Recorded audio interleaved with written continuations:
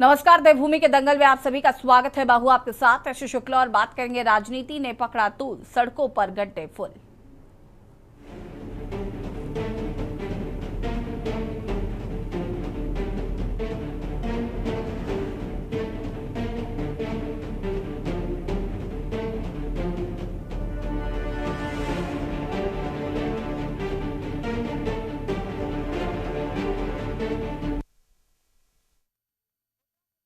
उनकी बारिश लगातार अपना असर दिखा रही है। पहाड़ से लेकर मैदान तक भारी बारिश ने जनजीवन को बुरी तरीके से प्रभावित किया है।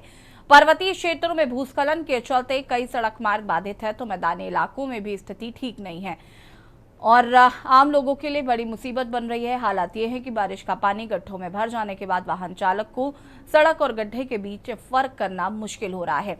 कई जगह दुर्घटनाओं का खतरा बढ़ गया है। हालांकि सरकार का दावा है कि मरम्मत का कार्य तेजी से चल रहा है। वहीं मामला अब सिर्फ जनता की परेशानी तक सीमित नहीं है, बल्कि सियासी मुद्दा भी बन चुका है।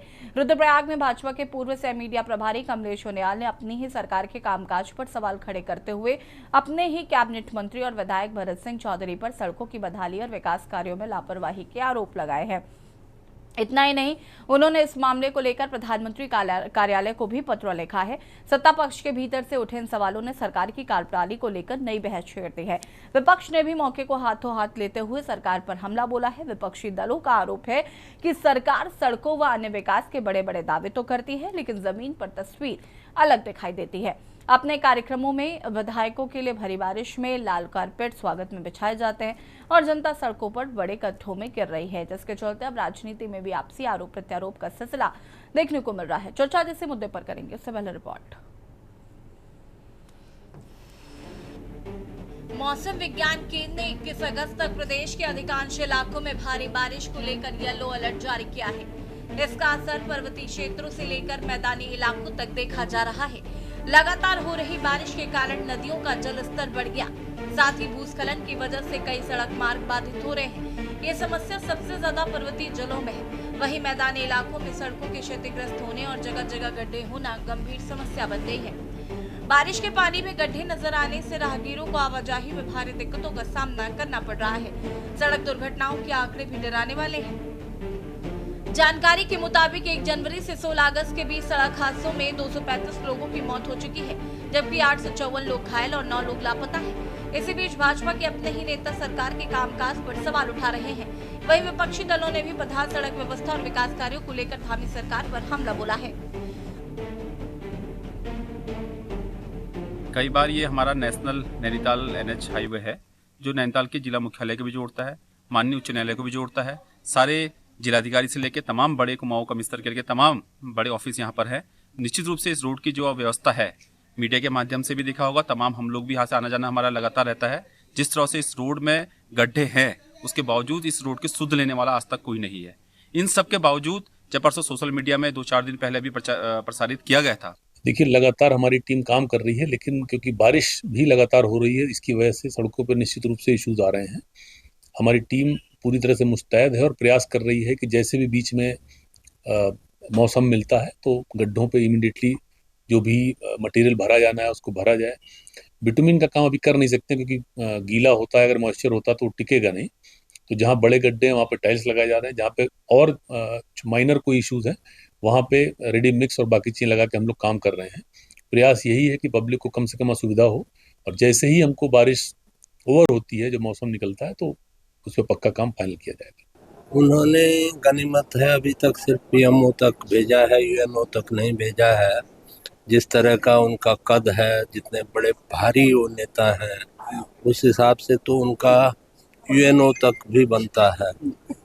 और बाकी रही सड़कों में गड्ढों की बात, तो जिस कॉन्स्टेंसी में 800 किलोमीटर लंबी सड़कें होंगी, उस कॉन्स्टेंसी में इस बरसात में 2-4 किलोमीटर सड़क ऐसी ढूंढना कोई मुश्किल काम नहीं है।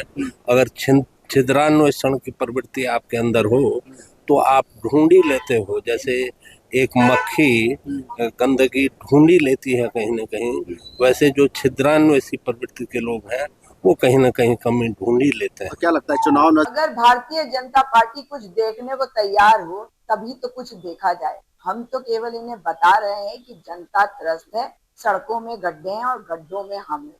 गूगल मैप हमारे गड्ढों के एड्रेस बता रही है और मुख्यमंत्री जी चैट जीटीपी पे लोगों को सलाह दे रहे हैं। तो सवाल ये उठता है कि अगर भरत चौधरी जी भी इन्हीं के ऊपर सवाल उठा रहे हैं तो उसका समाधान कहाँ पे है? इसका मतलब भाजपा के विधायक सवाल उठाए गड्ढों पर, भाजपा के विधायक सवाल उठाए भ्रष्टाचार पे, भाजपा के विधायक उठाए तमाम सारे सवाल, मगर मुख्यमंत्री जी बड़ा व्यस्त हैं। देखिए, ये केवल और केवल जनता को बरगलाने की बात है और ये केवल नूरा पिस्ती है। इसमें कोई आप तो सरकार में बैठे हैं ना, आप तो कैबिनेट मिनिस्टर हैं, आपको सवाल उठाने की क्या जरूरत है? आप तो आदेश करवाइए गड्ढे भरवाने का। लेकिन ये केवल जनता को भ्रमित करने के लिए है कि हम जनता की आवाज उठा रहे हैं। किससे सवाल कर रहे हैं? आप तो स्वयं करने वाले हैं, आप तो सरकार में बैठे हैं, कैबिनेट मिनिस्टर हैं आप पीडब्ल्यूडी और उसको आदेश करिए, इन गड्ढों को भरिए। अब जनता को बरगलाने के लिए जो है अपनी ही सवाल पे सरकार पे सवाल उठा करके जनता को बेवकूफ नहीं बनाया जा सकता। कुल मिलाकर उत्तराखंड में मानसून ने जहां एक तरफ प्राकृतिक आपदाओं को बढ़ा दिया, वहीं दूसरी तरफ सिस्टम की लापरवाही को भी सामने लाकर खड़ा कर दिया है।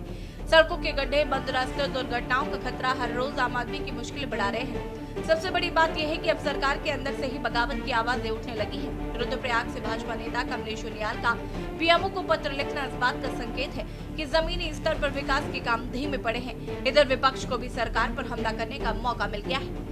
कांग्रेस का आरोप है कि सरकार सिर्फ घोषणाएं कर रही है, लेकिन धरातल पर कुछ नहीं हो रहा। ऐसे में सवाल ये है कि क्या सरकार समय रहते सड़कों की मरम्मत और जरूरी इंतजाम कर पाएगी, या फिर बारिश खत्म होने के बाद भी जनता इसी तरह गड्ढों और बंद सड़कों से जूझती रहेगी? ये देखने वाली बात होगी। Uttarakhand desk report.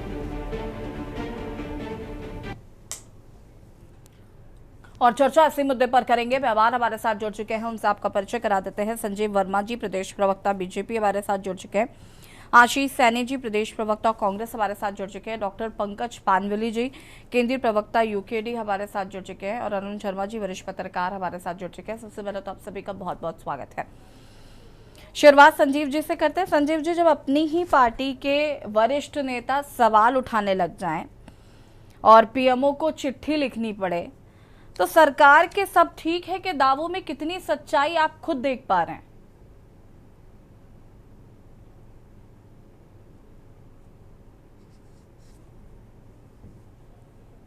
अनम्यूट कीजिएगा।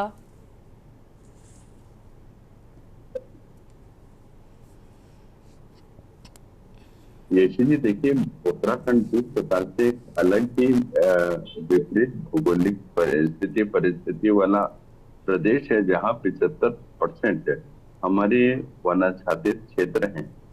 और मैं सोचता हूँ ऐसे में जब लगातार भूस्खलन और अतिवृष्टि लगातार, आप जब से हमारा मानसून सीजन आया है, आप देख रहे हैं उत्तराखंड में जो आपदा का प्रकोप भी लगातार है। लेकिन सरकार अपनी ओर से जितना भी संभव हो रहा है उस कार्य में पूरी तरह से अपना काम भी कर रही है, अपना योगदान भी हमारे तमाम विभाग दे रहे हैं। और जहां तक सड़कों की बात रही, पर्वतीय क्षेत्र से लेकर मैदानी क्षेत्रों तक माननीय मुख्यमंत्री जी का स्पष्ट निर्देश भी है कि 15 अक्टूबर से पहले तक जितनी भी सड़कें क्षतिग्रस्त हुई हैं, उन तमाम सड़कों को पूरी तरह से गड्ढा मुक्त करने का उन्होंने तमाम लोक निर्माण विभाग और तमाम जो पर्वतीय क्षेत्रों में जो संस्थाएं इस काम को देखती हैं, उन तमाम विभागों को भी, संस्थाओं को भी इस प्रकार के निर्देश देने का काम किया है। और आप ये देखें, लोक निर्माण विभाग जिस प्रकार से लगातार बारिश रुकने का नाम नहीं ले रही है, बहुत 3-3, 4-4, 5-5 दिन लगातार बारिश हो रही है, तो एक तरह से टेक्निकल दिक्कत भी है, क्योंकि सड़कें बह जा रही हैं और सड़कों में गड्ढे हो जा रहे हैं। लेकिन लोक निर्माण विभाग अस्थायी तौर पर वह उन गड्ढों को भरने का काम तो कर रहा है, लेकिन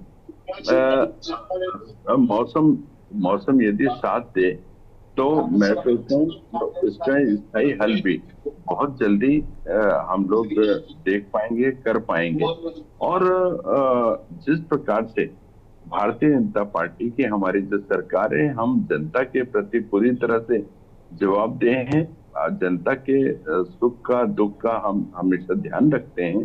और यदि आप पूर्ववर्ती सरकारों के उनके इतिहास की ओर जाएं तो उनके काल का स्मरण करें तो 3-4 महीने तक सड़कों की कोई सुध लेने वाला होता नहीं था। और दर्जनों की बात तो छोड़िए, सैकड़ों सड़कें चलिए जो ठीक है नेशनल संजीव जी, हाईवे देखिए तक 10 साल वो पूरी तरह पीछे से- जाके पूरी तरह कांग्रेस से सरकार ने बाधित- क्या किया, ये तो पूरी तरह सवाल से उठना ही नहीं चाहिए बाधित आप। रहती- नहीं नहीं पूरी तरह संजीव से जी, बाधित रहती थी। संजीव जी, लेकिन हमारी जो भी सड़कें, हम चाहे स्टेट हाईवे की बात करें, चाहे लोकल सड़कों की बात करें, जहां पर भी सड़कें बाधित हो रही हैं, उन तमाम सड़कों को उनके रख रखाव की जिम्मेदारी भी हमारी, और हमारे तमाम विभाग उनमें लगातार काम भी कर रहे हैं। लेकिन जैसे यशी जी, मैंने आपसे पहले भी कहा कि कुछ जगह मौसम साथ नहीं दे रहा है। जैसे ही मौसम थोड़ा सा खुलेगा, उनका स्थायी हल भी होगा और तमाम गड्ढों, तमाम सड़कों को पूरी तरह से गड्ढा मुक्त भी किया जाएगा। हो गया आपका। संजीव जी, अब मुझे ये बताइए कि कब तक कांग्रेस पर ठीकरा फोड़ते रहेंगे आप लोग? कब तक जो सरकार है, अब जो पूर्ववर्ती सरकारें रही हैं उन पर एलिगेशंस लगाते रहेंगे? जो काम बारिश से पहले हो जाना चाहिए था वो काम अब तक नहीं हो पाया। एक सेकंड, जवाब आपसे ही लूंगी मैं। पहाड़ी क्षेत्रों में प्राकृतिक आपदाएं समझ में आती है, मैदानी क्षेत्रों में तो जो कार्य किए गए हैं जिनमें कोई गुणवत्ता नहीं थी, जिसकी वजह से सड़कों में गड्ढे हैं, और ये सिर्फ उत्तराखंड का हाल नहीं है, ये अन्य प्रदेशों की भी ऐसी ही स्थिति है। जब बारिश होती है तो समझ में आता है कि क्या गुणवत्ता रही सड़कों की। तो पहाड़ी क्षेत्रों का तो ठीक है, आपका रीजन समझ सकते हैं, लेकिन मैदानी क्षेत्रों के इतने बुरे हाल अगर होंगे, देहरादून जैसे शहर के अगर इस तरीके के हाल होंगे, तो फिर क्या काहे का विकास हो रहा है? किस चीज का विकास कर रहे हैं आप? ये यशी जी, आपने कहा कब तक कांग्रेस के ऊपर ठीकरा फोड़ते रहेंगे।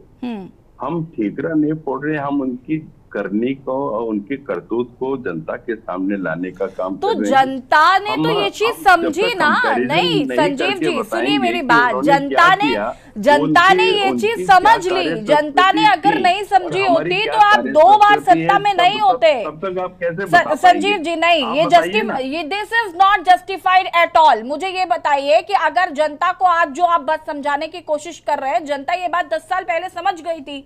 जनता ने तभी तो उनको वोट नहीं दिए ना, तभी तो आप सत्ता में 2 बार आए। उसका खामियाजा वो भुगत रहे हैं, ऑलरेडी भुगत रहे हैं। अब जो हुआ 10 सालों में, उसका आगे रिजल्ट आएगा 27-26 जब भी चुनाव होंगे। वो तो अब जो आप कर रहे हैं उसका लेखा जोखा आपके सामने है। कांग्रेस ने क्या किया वो आप बताएंगे, उसका तो खामियाजा वो भुगत ही रहे हैं। थोड़ा मादा रखिएगा, संजीव जी प्लीज, संजीव जी प्लीज, मैं कोई प्रवक्ता नहीं हूं जो सुनने का मादा रखूं। मेरा काम है सवाल पूछना, मैं सवाल पूछ रही हूं, आपको जवाब देना पड़ेगा, दीजिए। Simple as it is. जी हाँ, ये चीजें देखिए, जो हमारी सरकारों की कार्य संस्कृति बदली है और सरकार ने जवाबदेही भी निश्चित की है। जो भी विभाग जिस भी सड़कों का निर्माण करता है, चाहे हम नेशनल हाईवेज की बात करें, स्टेट हाईवेज की बात करें, चाहे जो ग्रामीण सड़कें हैं उनकी बात करें, तमाम विभागों की जवाबदेही निश्चित की गई है कि जब अभी आप जितने भी नेशनल हाईवेज हैं उसमें 20-20 साल तक का कॉन्ट्रैक्ट उन संस्थाओं का है जो सड़कें बना रहे हैं। अगले 20 सालों तक अगर वहां पर कुछ भी कहीं गड्ढे होते हैं, कहीं सड़क टूटती है, सड़कों में किसी भी प्रकार की कोई खामी आती है, तो अगले 20 सालों तक उसका पूरा रख रखाव, उसकी पूरी मेंटेनेंस की जिम्मेदारी उन्हें उस विभाग की और उस कार्यदायी संस्था की निश्चित कर दी गई है। और यही एक बड़ा कारण है कि हमारे कामों में जो गुणवत्ता आई है, जो एक क्वालिटी कॉन्शियस हमारी सरकार का जो एक ध्येय वाक्य भी है, और उसी आधार पर, उसी नियत से और उसी नीति पर हमारी सरकार लगातार काम कर रही है। आप अभी कह रहे थे कि कब तक कांग्रेस पे ठीकरा फोड़ते रहेंगे। जब जब जब जब कंपैरिजन की बात आएगी, हम अपने काम भी बताएंगे और इन लोगों के पापों का भी उल्लेख करेंगे कि ये जो छद्म लोग हैं जो केवल और केवल झूठ बोलने का काम करते हैं, उत्तराखंड को डिफेम करने का काम करते हैं, भारत को डिफेम करने का काम करते हैं। ये ऐसे दिमागी नक्सली लोग जो जिनके लिए न देश की कोई वैल्यू है, न प्रदेश की वैल्यू है, न समाज की कोई वैल्यू है। जब जब इनको मौका मिलता है ये समाज को भी एक तरह से कलंकित करने का काम करते हैं, प्रदेश को भी डिफेम करने का काम करते हैं। देश को तो ये लोग लगातार डिफेम करने का वो प्रयास कर ही रहे हैं और जनता लगातार इनको आईना दिखा रही है, उसके बाद भी ये लोग चेतते नहीं। बड़े शर्म की बात है। मैं सोचता हूँ कितने बेशर्म हो गए हैं जो लगातार बढ़ती हुई विश्व की चौथे नंबर की अर्थव्यवस्था को गड्ढे में गिरती हुई अर्थव्यवस्था बोलते हैं। तो मैं सोचता हूँ ऐसे तमाम लोग वाकई दिमागी नक्सली ये लोग बन गए हैं और इनकी जो मजबूर सरकार थी आज मजबूर सरकार है, आशीष राय जी बर्दाश्त नहीं हो रहा है, ना ये उसको बर्दाश्त नहीं कर पा रहे हैं, सहन नहीं कर पा रहे हैं। कैसे जब आदमी कंपैरिजन करता है तो 70 साल बनाम 12 साल की जब हम बात करते हैं तो 70 सालों में आपने जिस प्रकार से भ्रष्टाचार किया। चलिए ठीक है आशीष जी, कांग्रेस हर बार मानसून के दौरान गड्ढों पर राजनीति करती है, लेकिन जब राज्य में आपकी सरकारें थी तब भी पहाड़ी सड़कों की हालत बहुत अलग नहीं थी। आज ऐसा संजीव जी कह रहे हैं। चलिए बताइए। ठीक, आपको संजीव जी अरे रुक जाइए सर, हो गया, रुक जाइए। आशीष जी सवाल दोबारा पूछ ले कि मैं सुन नहीं पाया। हाँ, हर साल जब भी मानसून आता है तो कांग्रेस गड्ढों पर राजनीति करती है और जब आपकी सरकार थी तो स्थिति बहुत अलग नहीं थी, इनके दिमागों में गड्ढे हैं, ऐसी थी। जी, सबसे पहले तो याशी जी मैं आपका धन्यवाद दूंगा कि आपने इस महत्वपूर्ण विषय पर बात करने के लिए आज अपना समय निकाला और निश्चित रूप से सड़कों पे होने वाले गड्ढे, होने वाले यातायात और वहां चलने वाले लोगों के लिए जानलेवा तक भी साबित हो जा रहे हैं। बहुत अधिक चोट भी लग जा रही है और बहुत अधिक नुकसान भी हो रहा है। आंकड़ा है 235 मौतें, 800 से ज्यादा लोग घायल हैं भाई। जी जी। दूसरा, अब हम लोग क्योंकि एक विपक्ष के व्यक्ति होने के नाते मेरी जिम्मेदारी थी कि मैं सरकार की आलोचना करूँ, लेकिन सरकार प्रधानमंत्री से लेकर संतरी मंत्री से लेकर इनके चौकीदार तक एक भी व्यक्ति ऐसा नहीं है जो जवाब दे सकता हो। तो जवाब देना नहीं है, भ्रष्टाचार पूरा करना है, सत्ता की मलाई पूरी चाटनी है। उसके बाद इन्हें जब कोई पूछता है तो कह देंगे कि भाई कांग्रेस जिम्मेदार है। निश्चित रूप से कांग्रेस ही जिम्मेदार है। ये जो प्रदेश में गड्ढे हो रहे हैं, सड़कें खराब बन रही है, घटिया क्वालिटी की बन रही है, यदि कांग्रेस पार्टी कुछ गलतियां ना करती तो शायद ये जो गोबर पट्टी वाले लोग हैं ये शायद देश की सत्ता में ना आते और ये देश इस तरह की त्रासदी से बचता कि जवाबदेही देने के बजाय लोग इधर उधर की बात करते हैं। देश का प्रधानमंत्री जो अपना भाषण अब की बार टेलीप्रॉम्प्टर नहीं लगाया क्योंकि टेलीप्रॉम्प्टर बार बार पकड़ में आ रहा था, तो पर्ची लिख कर लाया और बार बार नीचे देखकर पर्ची पढ़ने में ही कई सारे डेटा की गलती पड़ गई। जो प्रधानमंत्री अपने देश के लोगों को और अपने पार्टी के लोगों को दिमागी नक्सल बता रहा हो, ये जो आरएसएस के लोग हैं, विश्व हिंदू परिषद के लोग हैं, बजरंग दल के लोग हैं, श्री राम सेना के लोग हैं, इन सबको उन्होंने दिमागी नक्सल बताया क्योंकि वो सीधे सीधे भारतीय जनता पार्टी में सत्ता में तो है नहीं, लेकिन कभी वो खड़गे जी के मंच के शुद्धिकरण करने पहुंच जाते हैं, कभी वो कॉकरोच जनता पार्टी में वहां लाठी और डंडे लेकर छात्रों छात्राओं को पीटने चले जाते हैं, कभी वो मंदिर के गल्ले में से पैसे चुराने चले जाते हैं।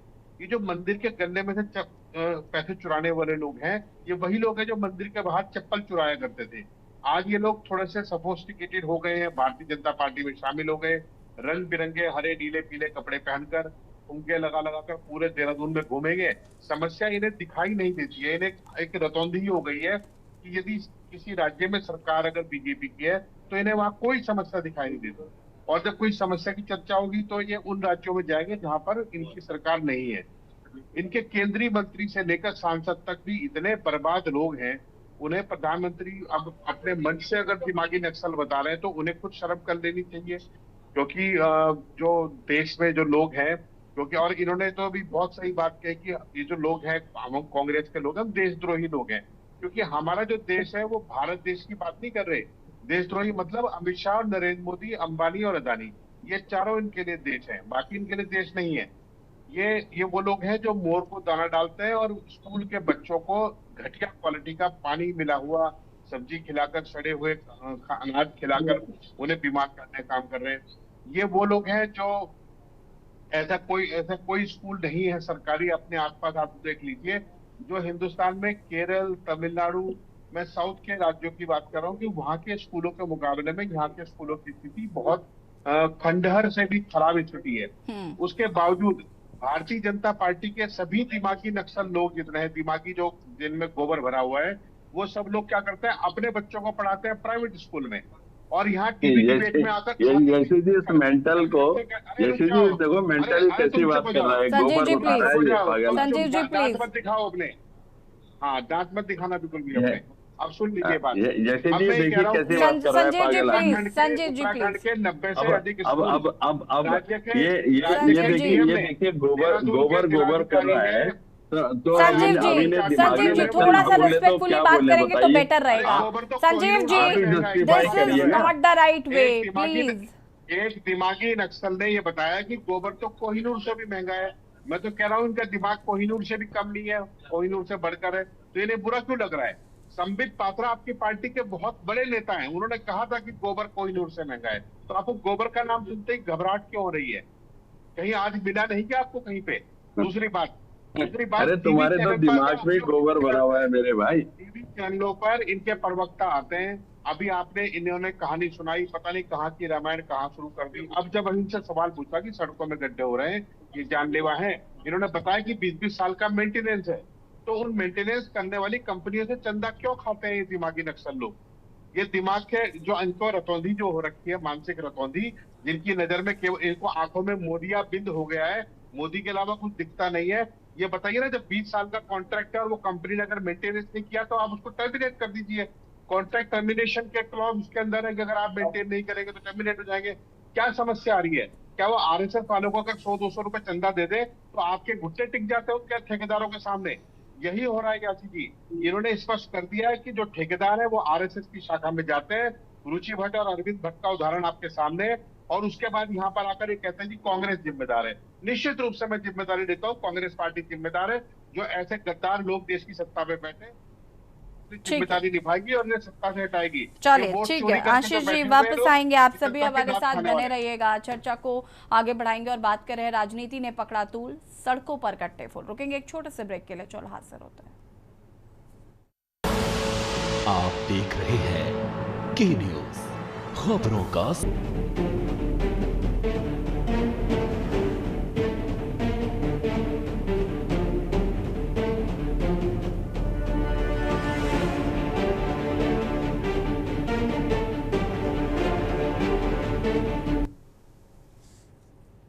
ब्रेक के बाद एक बार फिर से आप सभी का स्वागत है और बात कर रहे हैं राजनीति ने पकड़ा तूल, सड़कों पर कट्टे फूल। चर्चा इसी मुद्दे पर कर रहे हैं डॉक्टर पंकज पैनवली जी, केंद्रीय प्रवक्ता यूकेडी हमारे साथ जुड़े हुए हैं। पंकज जी, क्या कुछ कहना है इस पूरे मामले को लेकर, जिस तरीके से सड़कों में कट्टे आए दिन देखने को मिल रहे हैं और जो आंकड़ा निकलकर सामने आया है 285 मौतें, 800 से ज्यादा लोग घायल हैं, और उसके बाद संजीव जी का ये कहना है कि ये कांग्रेस की नाकामी और लापरवाही है। देखिए यशवी जी, उन्होंने इस बार केवल कांग्रेस पे ठीकरा इसलिए फोड़ा है कि इस बार जो बात निकली है वो बीजेपी के खुद के नेताओं ने बोली है। अगर बाय द वे ये विपक्ष की तरफ से बात निकलती तो नक्सली, देशद्रोही और गुमराह करने वाली बातें होती। अब संजीव वर्मा जी अपनी पार्टी को तो नक्सली और आतंकवादी तो बोल नहीं सकते हैं, लेफ्टिस्ट बोल नहीं सकते हैं, तो इसलिए उन्होंने बोल दिया कि ये कांग्रेस के ऊपर इसका सारा ठीकरा फोड़ दिया। देखिए प्रदेश में अभी संजीव भाई ने बोला कि विभिन्न प्रकार की आपदाएं आती हैं, ये आता होता है, एग्रीड, आपदा आती है, आपका पहाड़ दरक गया, उसके बाद आपकी रोड जो है ब्लॉक हो सकती है या आपकी रोड पूरी की पूरी बह सकती है। लेकिन अगर रोड में गड्ढा हो रहा है तो उसके दो कारण है, या तो आपकी क्वालिटी बहुत खराब है, जो क्वालिटी का मटेरियल या जो क्वालिटी जो जिस स्टैंडर्ड पे वो सड़क बननी चाहिए थी उस पर नहीं बनी, और दूसरा ब्यूटीबिन की रोडों में दूसरा सबसे बड़ा कारण है कि अगर आपने उसकी निकासी को सही तरीके से नहीं करा, अगर उसमें वाटर ड्रेनेज सही तरीके से नहीं है तो उसके कारण, मॉइस्चर के कारण वो ब्यूटाबिन बह जाता है। ये दो कारण होते हैं और दोनों में इंजीनियरिंग फेलियर, एडमिनिस्ट्रेटिव फेलियर और ठेकेदारी का फेलियर है। अब संजीव वर्मा जी कह रहे थे कि कांग्रेस के टाइम में ये होता है, वो होता है। 10 साल से तो आप हो महाराज, 10 साल में तो रोड रिपेयर हो गई होंगी कई बार। आपके पास आपके सारी रोडें जो हैं एक बार रिपेयर हो गई, वो कांग्रेस के टाइम में बनी थी, वो तो सारी अब रिपेयर हो गई, उसके बाद वो क्यों टूट रही है? देखिए, गुणवत्ता की बात अगर आप करें तो भाजपा की गुणवत्ता वो पुल है जो उनके प्रदेश की महिला मोर्चा के जो अध्यक्ष है, उनके पति ने जो रोड बनाई थी, उस पे 16 करोड़ की रोड अगर 16 दिन नहीं चली, उसके अंदर गड्ढे हो गए और उसके बावजूद इनकी जो महिला मोर्चा की जो पदाधिकारी हैं, वो आके बोलती है कि हाँ टूटी है। इतनी बेशर्मी से वो एक्सेप्ट करना और उसके बाद ये बोलना कि ऐसा तो होता रहता है। तो ये जो चीजें हैं, ये जो बेशर्मी है भाजपा की, ये सबसे बड़ी घातक है इस प्रदेश के लिए। पहाड़ों में हम मानते हैं, लेकिन देहरादून तो स्मार्ट सिटी है, यहाँ के रोडों के बीच में गड्ढे क्यों है? यहाँ क्यों गड्ढे पड़ रहे हैं रोडों पे? यहाँ क्यों? क्योंकि वाटर ड्रेनेज एकदम बकवास है। चाहे आप रेसगुना में जाओ, चाहे आप किसी भी शहर के किसी भी कोने में चले जाओ, निरंजनपुर मंडी की तरफ चले जाओ, कहीं भी चले जाओ, हर जगह वाटर लॉगिंग है। वाटर लॉगिंग होगी तो बिटवीन की रोड टूटेगी। आपको ये सारी चीजें, वाटर ड्रेनेज हो गया, उसका जो लेयर्स होती हैं 3-4 लेयर, वो लेयर कहीं हमने पढ़ते हुए नहीं देखी देहरादून के अंदर। हाँ, खोदी जरूर जाती है रोड, एक काम होता नहीं, दोबारा के लिए रोड खोदी जाती है। अभी भाजपा के प्रवक्ता कह रहे थे कि अब वो रोडें बन रही हैं जिनमें 20 साल का मेंटेनेंस है, ये है वो है। तो भैया, उनको एनबी के हिसाब से दोबारा पैसा क्यों दिया जाता है? फिर जो मेंटेनेंस वो करते हैं उसके बाद उसका पैसा क्यों दिया जाता है? तो एक तो वो भी है कि आपने उसके बाद अलग टेंडर हो रहे हैं, उसके गड्ढा भरने के लिए बोल रहे हैं कि 15 अक्टूबर तक सारे गड्ढे भर दो। समझ में आता है सारे गड्ढे क्यों भरे जाएंगे 15 अक्टूबर को, 15 अक्टूबर तक? क्योंकि एक संभावना भाजपा की तरफ से आई है कि नवंबर में इलेक्शन हो सकते हैं। तो पूरा इलेक्शन मोड में जाके भाजपा काम कर रही है और शहर में गड्ढे जो हैं वो गड्ढे नहीं भर रही है। वो गड्ढे, मैं अभी जहां मैं रहता हूं वहां पे सिविल लाइन खुदी थी और सिविल लाइन में इनकी इंजीनियरिंग मिरेकल देखिए कि जो उसका पॉट का होल का जो ढक्कन होता है, वो ढक्कन सड़क से 6 इंच या 7 इंच ऊपर है। इस तरीके की रोड डिजाइन हो रही है स्मार्ट सिटी के अंदर। कौन सा वो इंजीनियर है जो रोड को बना रहा है? और जो 6-7 इंच का आपका सिविल लाइन का ढक्कन है, वो कौन सी इंजीनियरिंग के तहत बन रहा है? क्योंकि आप जब अगर उस पर गाड़ी चलेगी और अगर गाड़ी का ग्राउंड क्लियरेंस कम है तो उसका चैम्बर लगेगा, उस पर नुकसान हो रहा है लोगों का। 2 व्हीलर वाले उसमें पलट जा रहे हैं, रिफ्ट हो जा रही है। तो ये भी एक बहुत बड़ा कारण है देहरादून में जो इंजीनियरिंग फेलियर है इस सरकार में। केवल बंदरबांट, अपने लोगों को ठेका देना, अपने लोगों से काम करवाना और उसके बाद उनकी गुणवत्ता की कोई काउंटर चेकिंग नहीं है। अब बात रही कि जो गड्ढे हैं सड़कों पे 18 अक्टूबर तक भरने हैं, भैया 18 अक्टूबर तक तो आप भरोगे, उसके बाद वो कितने दिन टिकेंगे? अभी मैं सचिव जी की बात सुन रहा था, जो पंकज पांडे जी का आपने इसमें वीडियो चलाया था, उसमें वो बोल रहे हैं कि कहीं हम इंटरलॉकिंग वो लगा रहे हैं ईंट, और कहीं पे जो हम ब्यूटाबिन का कर रहे हैं। तो प्रीमिक्स जब आपके पास है, जो आपने कहा कि प्रीमिक्स हमारे पास है, तो शहरों की सड़कों पे तो प्रीमिक्स लग सकता है, यहाँ की सड़कों पे क्यों आप इंटरलॉकिंग टाइल्स लगा रहे हैं? या फिर उसके अंदर अस्थायी तौर पे आप सीमेंट और बजरी भर रहे हैं बिटवीन के रोडों के ऊपर? तो ये कहीं ना कहीं भाजपा सरकार का फेलियर है और ये सरकार जो है मेंटेन करने में नाकाम रही है। चाहे वो वाटर लॉगिंग की समस्या हो, चाहे वो पेट्रोल्स की समस्या हो, और केवल ठीकरा दूसरे के ऊपर फोड़ना। अभी आतंकवादी, नक्सली, लेफ्टिस्ट, माओवादी नहीं बोल पा रहे हैं क्योंकि इनके खुद के नेता बोल रहे हैं। अब अगर विपक्ष बोलता तो इनके ये जुमले होते हैं, अब इनके नेता बोल रहे हैं तो ये कांग्रेस पे चले गए। तो ठीक है, कहीं ना कहीं भाजपा को भी अपने अंदर झांकने की जरूरत है उस सरकार को कि किस तरीके से हम पब्लिक का नुकसान कर रहे हैं। ठीक है, वापस आते हैं आपके पास। अरुण शर्मा जी हमारे साथ जुड़े हुए हैं। अरुण जी, 2 सवाल है मेरे। पहला तो ये कि हर मॉनसून में करोड़ों रुपए का बजट आवंटित होता है गड्ढा मुक्त सड़कों के लिए, लेकिन पानी जैसे ही बहना शुरू होता है सड़कें भी बह जाती हैं और इस पर एक लंबा समय बीतता जा रहा है कि इस पर लगाम नहीं लग पाती है। जो भ्रष्टाचार सड़कों के नाम पर होता है वो अक्सर गाहे बगाहे उजागर होता रहता है। साथ ही साथ रुद्रप्रयाग से उठा ये मामला क्या धामी सरकार के भीतर सुलगती अंदरूनी बगावत का संकेत दे रहा है? यशी, पहला सवाल जो पूछा आपने वो ये था कि सड़कें क्यों खराब हो रही। देखिए, निश्चित तौर पर अगर आप पिछले कुछ समय के कार्यकाल देखें, चाहे उत्तराखंड की सरकार हो, केंद्र की सरकार हो, बगल के राज्य की सरकार हो, आप ये देख लीजिए कि सड़कों की जो गुणवत्ता है लगातार कम होती गई। मैंने अभी भाजपा और कांग्रेस दोनों के जो स्पोक्समैन है उनके भाषण सुने, विशुद्ध चुनावी भाषण है, जमीन की कोई बात नहीं। स्थिति यह है कि आप ये देख लीजिए कि जो ऑल वेदर रोड बन रही है चारों धाम के लिए, वो जगह जगह उसमें लैंडस्लाइड हो रहा है। आप दिल्ली देहरादून एक्सप्रेसवे देख लीजिए, कई जगह गड्ढे पड़ गए हैं। आप गंगा एक्सप्रेसवे देख लीजिए, आपके पास खुद खबरें हैं क्योंकि वो गंगा एक्सप्रेसवे किनारे आप भी बैठी हैं, तो आपको उसकी भी खबर लग रही है।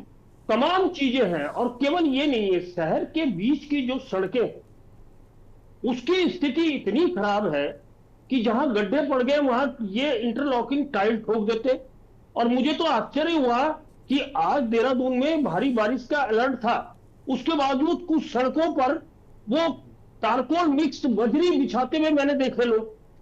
अब वो कितनी देर टिकेगी वो बजरी उन गड्ढों में, ये समझ नहीं आ रहा।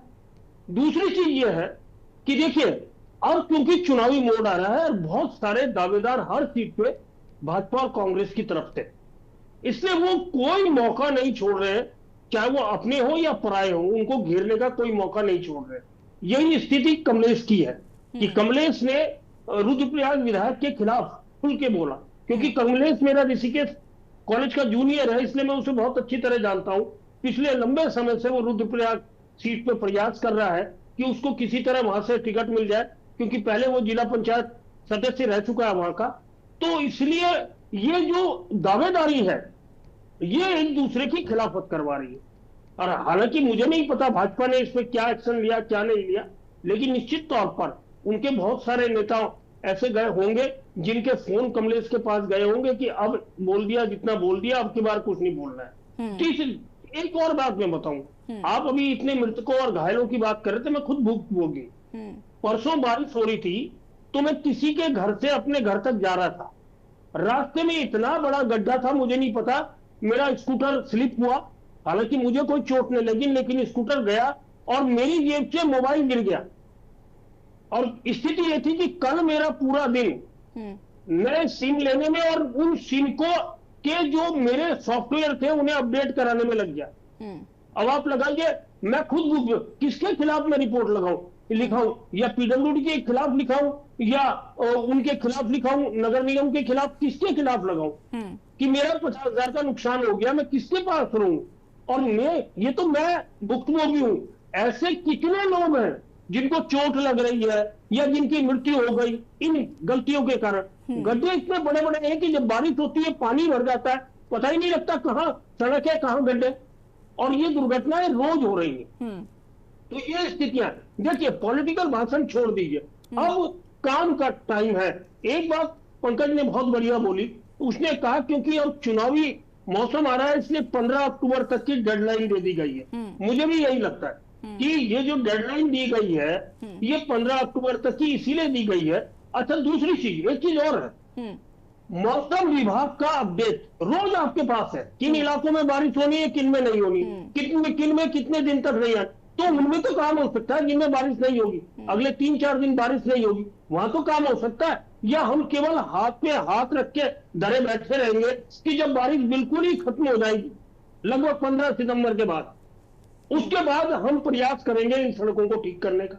अरे भाई, जहां आप कर सकते हैं वहां तो कर ही लीजिए ना। उन गड्ढों से लोग चोटिल हो रहे हैं, उनकी गाड़ियों को नुकसान हो रहा है, समय खराब हो रहा है, तो ये सारी स्थितियां हैं। जी जस्ती।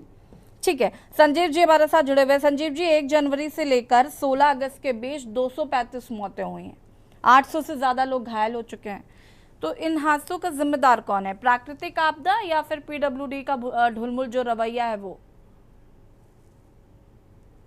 यशी जी देखिए, अभी मानसून सीजन में जिस प्रकार से मौसम संजीव जी आप लगातार कंप्लीट बाधा करें। बना एक बात और, जो भी विपक्ष कह रहा था कि वीआईपी दौरों में जब रेड कारपेट बिछानी होती है तो उसमें आपका बजट भी आ जाता है तुरंत और तत्परता भी नजर आती है, लेकिन इन गड्ढों को भरने के लिए आपकी इच्छा शक्ति कहीं नजर नहीं आ रही है। इस पर भी जवाब दीजिएगा। यशी जी देखिए, विपक्ष का तो काम केवल और केवल हर चीज की आलोचना करना।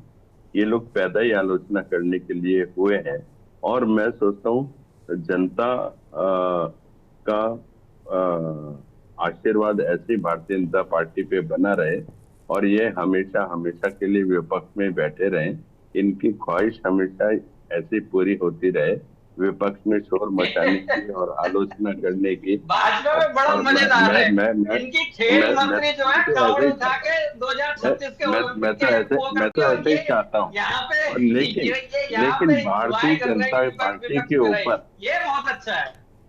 ये बताना भूल गए कि भारतीय जनता पार्टी के ऊपर लगातार जो हमारी विकासवादी सरकार है, जो हमारी विकासवादी सरकार और विकासवादी सरकार के ऊपर लगातार विश्वास करती आई है। हम काम करते हैं, इसीलिए लोग रिपीटेडली हमारी सरकार केंद्र में भी बना रहे हैं और राज्य में भी भारतीय जनता पार्टी की हमारी सरकार बन रही है। कांग्रेस पार्टी की सोच में भी गड्ढे हैं, इनके दिमागों में भी गड्ढे हैं और इनकी मानसिकता में भी गड्ढे हैं। और एक यही बड़ा कारण है कि ये लोग जब भी बात करते हैं तो या तो समाज के अहित में बात करेंगे, प्रदेश के अहित में बात करेंगे, देश के अहित में बात करेंगे।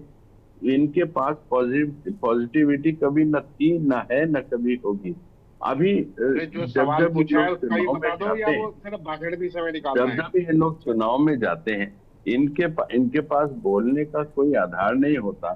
जब जनता पूछती है कि संजीव जी, आशीष जी एक सेकंड रुकिए। संजीव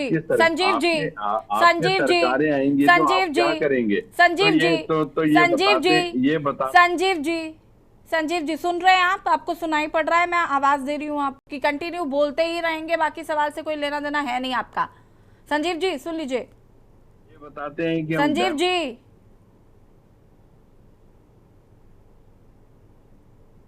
संजीव जी रटा रटाया जवाब नहीं सुनना है, सुन लीजिए पहले। हम कांवड़ यात्रा को रोकने के लिए हाई कोर्ट की शरण ले लेंगे, तो ये इन लोगों की जो एक मानसिकता पूरी तरह से पहले से तय है, पहले से बन गई है, ये उससे बाहर जा ही नहीं सकते। ये कभी पॉजिटिव बात करेंगे ही नहीं। और भारतीय जनता पार्टी हमेशा पॉजिटिविटी के साथ विकासवादी जो हमारी सोच है उसके आधार पर हम लोग काम करते हैं। बड़ा कारण है कि भारतीय जनता पार्टी के ऊपर सरकारों के ऊपर जनता का प्रगाढ़ विश्वास और ज्यादा प्रगाढ़ होता जा रहा है। और बार बार भारतीय जनता पार्टी को जनता चाहती है कि इन्हीं की सरकार आए और इन्हीं के ऊपर विश्वास व्यक्त किया जाए, क्योंकि हमारी जवाबदेही सरकार, हमारी सरकार एक विजन वाली सरकार है। हमारी सरकारें जब जब रहेंगी तो हमारी सरकारों में विकास होगा। आपकी तरह नकारात्मक राजनीति नहीं होगी। पर्ची लिख के लिए आए, वो बोल दी, ये भूल जाते हैं कि आपकी तरह नकारात्मक नीति नहीं होगी। ये नकारात्मक सकारात्मक। आशीष जी एक सेकंड रुकिएगा। संजीव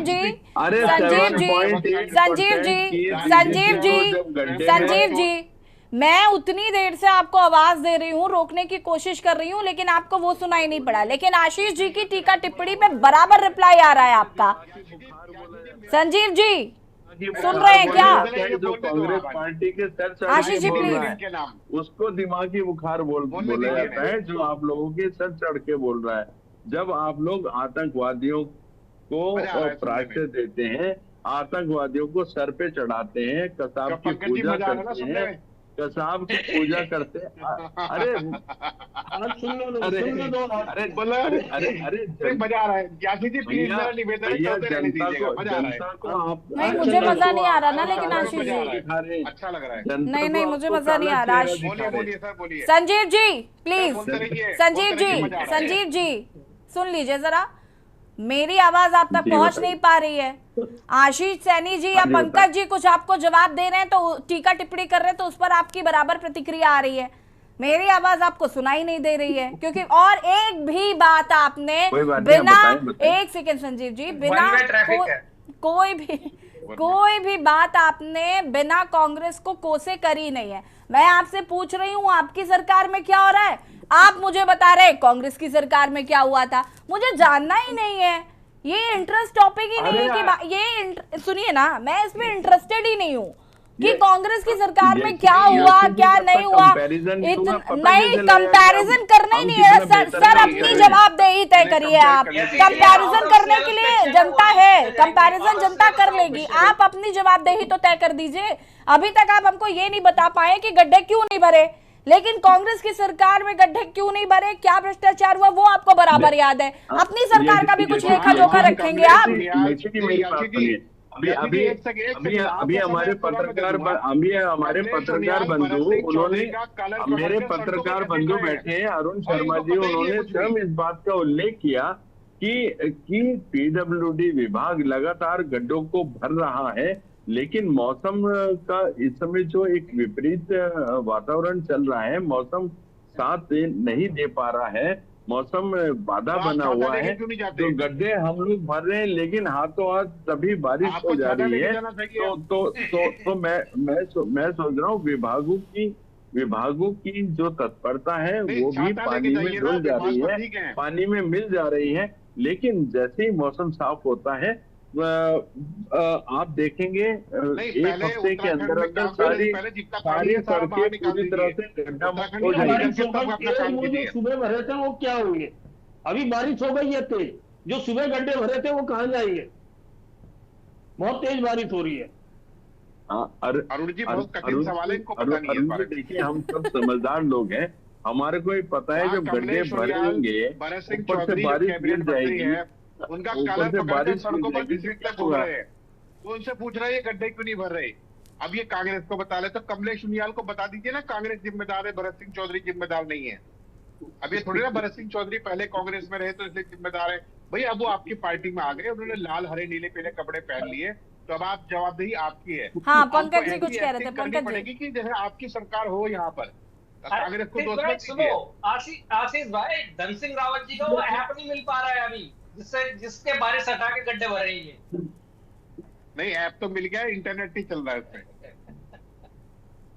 अरे कांग्रेस की सोच में गड्ढे हैं, कांग्रेस की सोच में गड्ढे हैं, कांग्रेस के दिमाग में गड्ढे हैं। शुरू ही करते हैं कांग्रेस से और खत्म भी कर देते हैं कांग्रेस पर।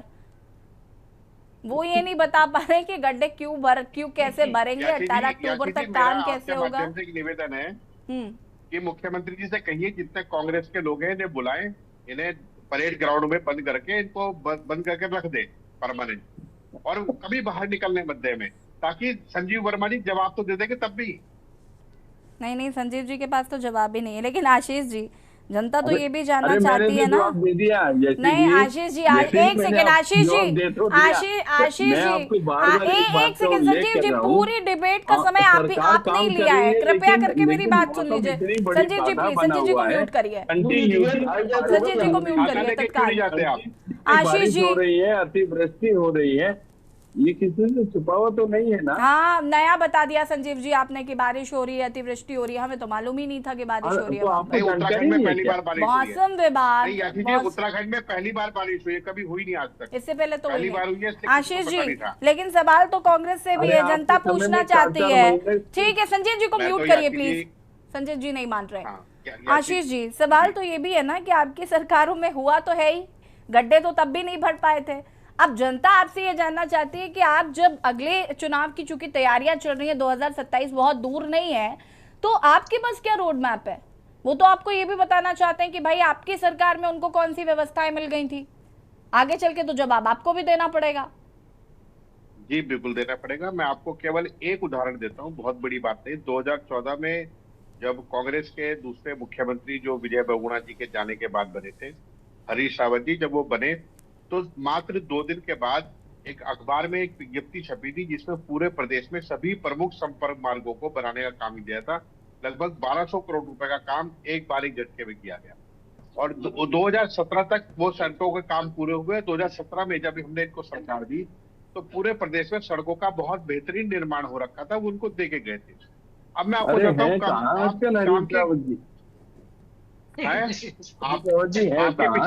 आपके पिछले वाले कमरे में, आप जरा पिछले वाले कमरे में देखिए अपने, आपके ठीक पीछे बैठे हुए हैं, वो भी भाजपा में चले गए क्या? आप पर नजर बना रखी है पूरी।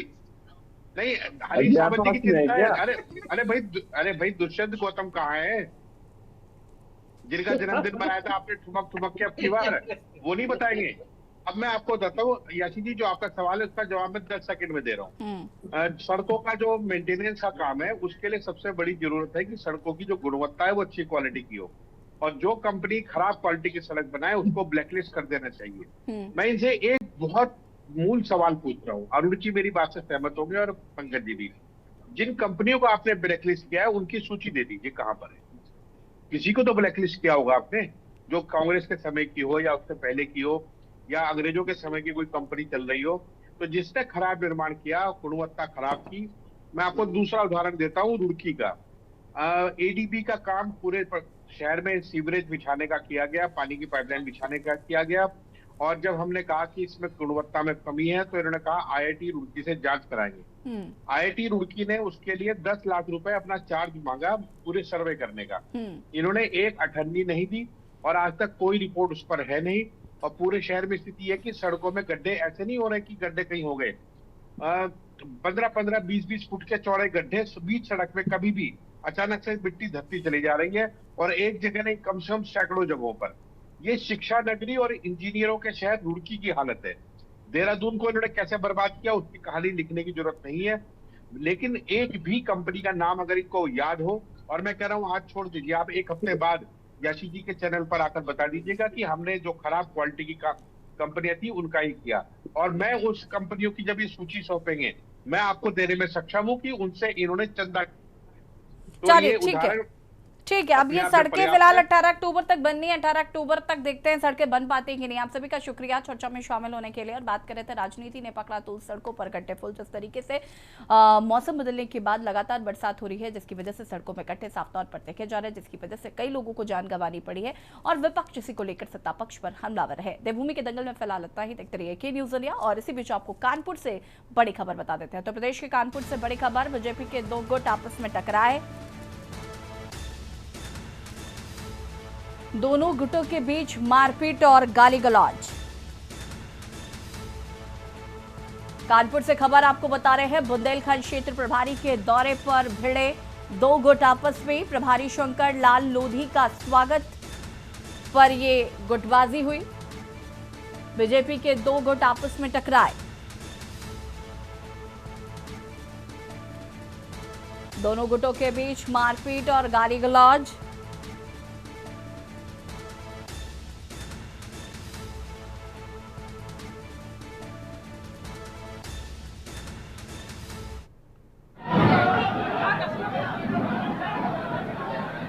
कानपुर से खबर आपको बता रहे हैं, बुंदेलखंड क्षेत्र प्रभारी के दौरे पर 2 गुट के बीच मारपीट और गाली गलौज। लाल लोधी के स्वागत पर यहां पर मारपीट और गाली गलौज देखने को मिली। प्रभारी शंकर लाल लोधी के स्वागत पर बीजेपी के 2 गुट आपस में टकराए।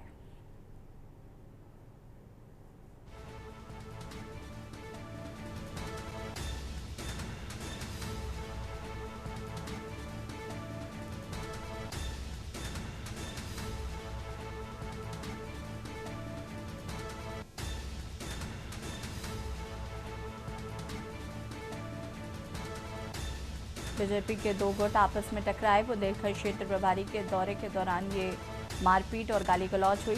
दोनों गुटों के बीच मारपीट और गाली गलौज देखने को मिली। ये तस्वीरें भी आपको हम दिखा रहे हैं। बुंदेलखंड क्षेत्र प्रभारी के दौरे पर पड़े दो गुट।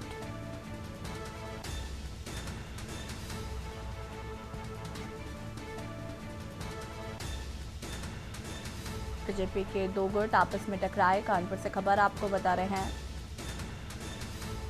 दोनों गुटों के बीच मारपीट और गाली गलौज।